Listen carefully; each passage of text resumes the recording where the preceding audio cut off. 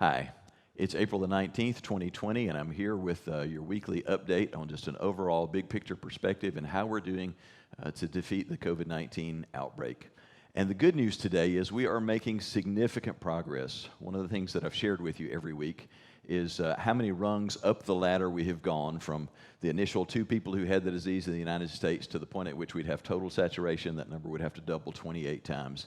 And we are sort of thankfully stuck between rungs 18 and 19 on that ladder. We're at about 18 and a half. And we don't even really have to, for the near future, consider that number again, because all of the things that we have done to slow the spread of this disease has brought us to the place that we're no longer looking at exponential increase in numbers. That's very good news. That is the first step toward defeating the disease. But I want us to be really clear on where we stand, because so many people are just assuming because we did flatten the curve that means that we've won and we can now go back to work, we can now go back to restaurants and bars and church and all those kinds of places, and we're good to go because we flattened the curve. What we need to understand is flattening the curve simply meant that we're going to slow the spread of the disease to the point that hospitals can accommodate those who need critical care. And thankfully, we've done that. It's kept us at a place where the increase in numbers of deaths the past week was measured in thousands and tens of thousands rather than in millions. That's a big deal. But understand, flattening the curve doesn't mean that by any means we've got the disease under control. It's just not exponentially growing while we've got everyone locked down. The truth of the matter is that in the course of the last week, we've seen about 206,000 new confirmed cases in the U.S., and we've added about 18,500 deaths in the United States. Now, that's a pretty staggering pair of numbers considering that we have flattened the curve. It's a reminder we haven't defeated this thing. Put this in perspective. That's 29,500 new cases per day in the United States. There are 2 numbers that we need to keep our eyes on as we're trying to make sense out of where we really stand, and one of those is that number. It is the number of how many new cases that we're seeing per day. 2 weeks ago, it was just over 30,000. This past week, it was 29,500 on average per day of new cases. We need to see that number dip below 5,000 new cases per day before we seriously consider going back to anything that comes close to resuming our normal activities. And the reason for that is very obvious. If we just assume that people, if we're really optimistic and say that you're only contagious for 10 days whenever you have the disease, and if we could for 10 days keep it at 5,000 new cases per day, then that would mean after 10 days, there are only 50,000 active cases in the United States. That's still a large number to contain. We need for it to really dip below that. But if we were to let our foot off the brakes right now and say, go back to normal life, while we're still churning out 30,000 new cases per day, that would mean there are at least 300,000 active cases out there. There's no way we're isolating that many. And what we will see is what will look like a wildfire that suddenly has hurricane-force winds driving it. It will just explode on the scenes. And right now, unfortunately, we're at a place where even though 2/3 of the United States in the most recent polls have said, we believe we need at least 1 more month of lockdown orders, and that's correct, we do need that. But the other third of America that says, no, we want to go back to work now, they have become a very vocal minority. They're marching on street corners. They're marching at state capitals saying, let us go back to work. Let us go back to normal. We need to do this.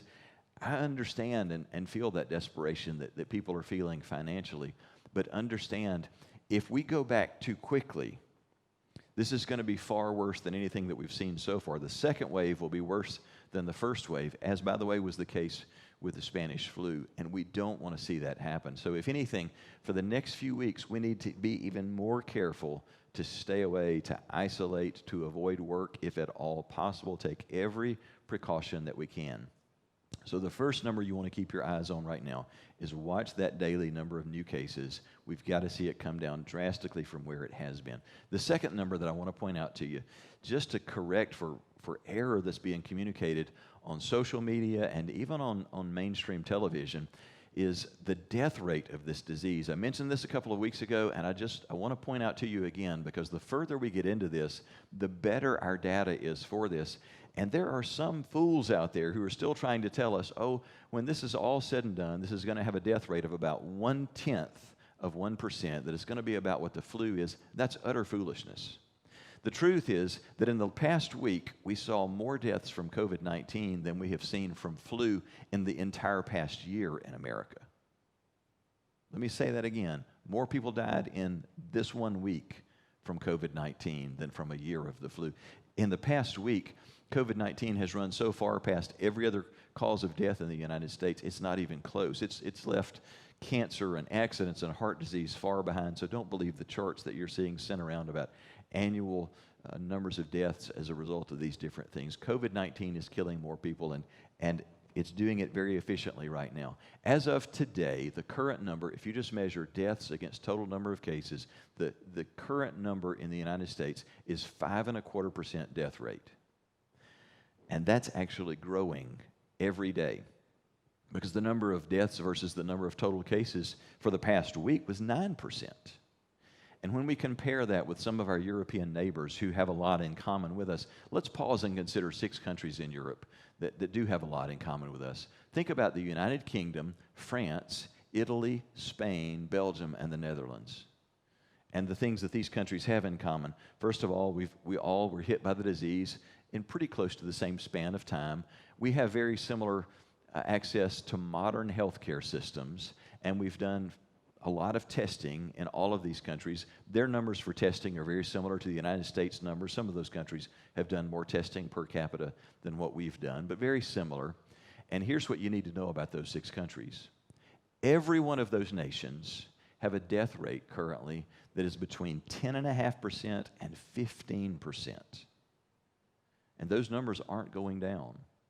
The United States number is not that high yet, but it continues to climb. So the reason that I point this out to you is because there's so much misinformation out there of people saying it's not that big a deal. A lot of people aren't even symptomatic. Some of the people who are symptomatic, a lot of them don't get all that sick. This disease isn't that big of a deal. Friends, I think we all have to agree that a 5% death rate is a big deal. That's double the death rate, double the mortality rate of the Spanish flu. And when you start talking 10, 12, 14, 15% death rates, now we're talking about something more awful than we've seen in centuries anywhere in the world.